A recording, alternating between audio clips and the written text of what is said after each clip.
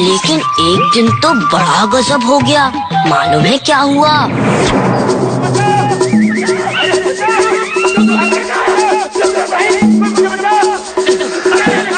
अरे कोई बचा लो, मुझे मारना है, मुझे आज मुझसे तुझे कोई नहीं बचा सकता।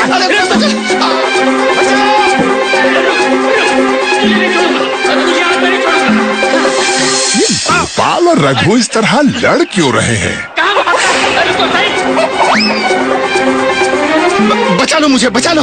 ये गोपाल ससुरा पगला गया है चाचा। आप बीच में बताओ चाचा, मैं आज इस धोखेबाज को छोड़ूंगा नहीं। तुम दोनों तो बड़े पक्के दोस्त थे, ये अचानक क्या हो गया? इसी से पूछिए इसकी करनी। बता रघु। कुछ नहीं चाचा, इसको गलतफहमी हो गई है। गलतफहमी? अरे ये क्यों नहीं कहता कि तेरी नीयत खराब हो गई है? देखो, इस तरह से अगर बहस करते रहोगे ना तो झगड़ा कभी नहीं सुलझेगा। हाँ हाँ, तो इन्हें महाराज विक्रम के पास ले चलो। हाँ हाँ, वो तो चुटकी बजाते ही न्याय कर देंगे। चलो ले चलो महाराज विक्रम के पास ले चलो। चलो चलो भाई, चलो चलो, विक्रम के पास जा रहा है, चलो चलो।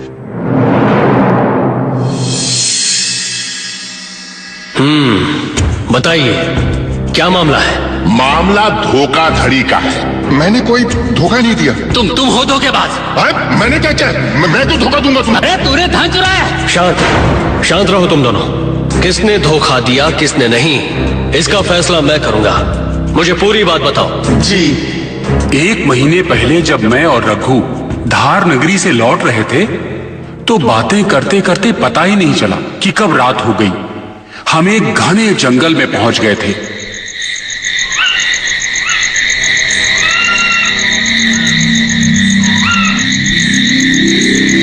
रात के अंधेरे में चंद्रमा की रोशनी फैली थी। बस तभी हमने देखा एक बड़ा काला सांप एक कंटीली झाड़ी में फंसा है, तड़प रहा है। कितना खून बह गया है। अरे ये थोड़ी देर और इसी तरह फंसा रहा तो मर जाएगा। हाँ, तुम ठीक कह रहे हो। आओ इसे झाड़ियों से निकाल दे। डरते डरते हमने उसे झाड़ियों से निकाला, उसके कांटे निकाले। तब वो अचानक एक देवदूत बन गया। वो शापित देवदूत था और हमारी मदद के कारण वो श्राप मुक्त हो गया। आप लोगों का ये उपकार मैं जीवन भर नहीं भूलूंगा। बताइए, क्या मैं आप दोनों के किसी काम आ सकता हूँ? जी, हमारे काम? अरे नहीं। अरे वो देखो। अरे तेरा धन।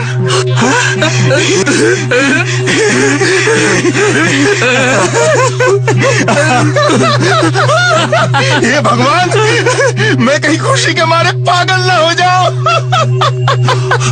सुनो, इस धन को हमें यहीं कहीं छिपा देना चाहिए। क्यों? इतनी रात में इस धन को लेकर सुनसान जंगल से निकलना खतरनाक है।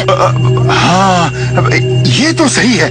और गांव वालों से भी क्या कहेंगे कि इतना धन हम कहां से लाए? वो समझेंगे कि हमने किसी को लूट लिया है।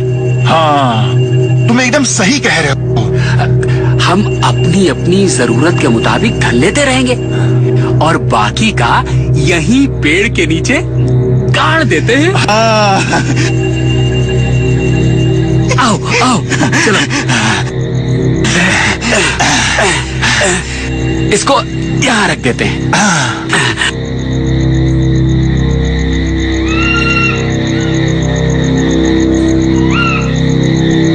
देखो, इससे हमें याद रहेगा कि हमने धन किस पेड़ के नीचे गाड़ा है। हाँ, ये ठीक है। आओ चले। चलो। फिर क्या हुआ? फिर हम दोनों खुशी खुशी घर आ गए। हमारा जीवन मजे से गुजरने लगा। हमने उस धन से अपना अपना काम धंधा शुरू कर लिया। एक दिन जब मुझे कुछ धन की आवश्यकता पड़ी तो मैं और रघु उस पेड़ के पास धन निकालने के लिए गए।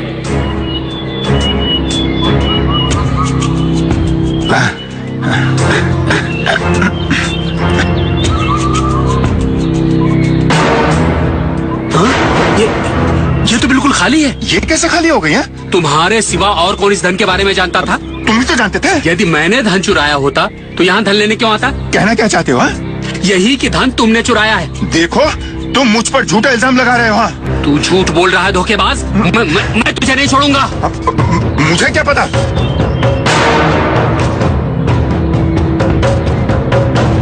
बचाओ बचाओ अरे बचाओ! बस फिर ये लठ लेकर मेरे पीछे दौड़ पड़ा। फिर क्या हुआ ये तो आप सभी जानते ही है ना। अब आपका जो भी फैसला होगा वो मुझे मंजूर होगा। हाँ मुझे भी।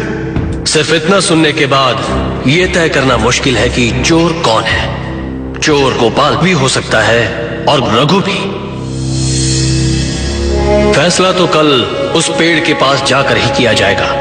कौन सच्चा है कौन झूठा, इसकी गवाही वो पेड़ ही देगा। क्या?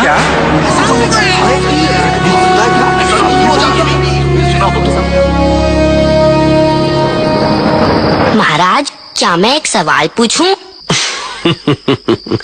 मैं जानता हूँ तुम क्या पूछना चाहते हो। यही ना कि पेड़ कैसे गवाही देगा। जी महाराज यही पूछना चाहता था। देखो मुंजा, उनकी बातों से मुझे ये तो अंदाजा हो ही गया है कि चोर कौन है। तो फिर उसे सजा क्यों नहीं दे देते आप? बिना किसी सबूत के उसे सजा कैसे दी जा सकती है? जी हाँ, चोरी किसने की है इसे कैसे सिद्ध किया जाए? ओ तो अब अब क्या? अब तो वो पेड़ ही गवाही देगा। ये पेड़ कैसे गवाही देगा? मुंजा, ये तो तुम जब देखोगे तब जानोगे, जब जानोगे तब समझोगे।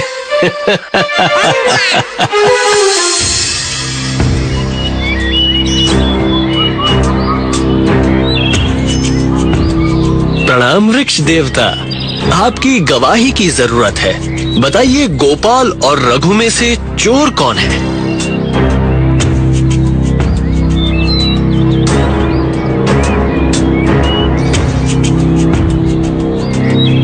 धन का चोर गोपाल है। कैसे बोलेगा? देखा देखा मैंने कहा था ना। क्या गोपाल ने आपके सामने धन चुराया था? हाँ, गोपाल ने मेरे सामने ही धन चुराया था। ये तो गजब हो गया भाई। पहला पेड़ भी बोलता है। वाह वाह, बड़ा आश्चर्य है। ये जब चोरी कर रहा था तो आपने इसे रोका क्यों नहीं? मैं कैसे रोकता? उसे कहते कि ऐसा करना उचित नहीं है। अब कैसे चोर गोपाल है। नहीं नहीं, पेड़ झूठ बोल रहा है। इसमें जरूर कोई भेद है।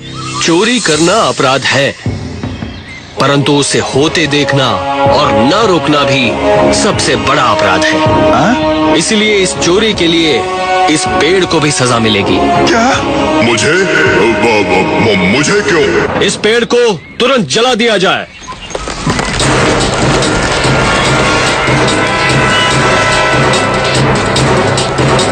अरे ये क्या कर रहे हो?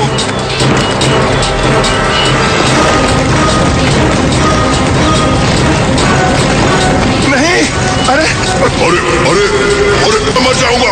अरे जल गया। अरे मुझे बचाओ बचाओ, अरे मुझे बचाओ, अरे मुझे बचाओ।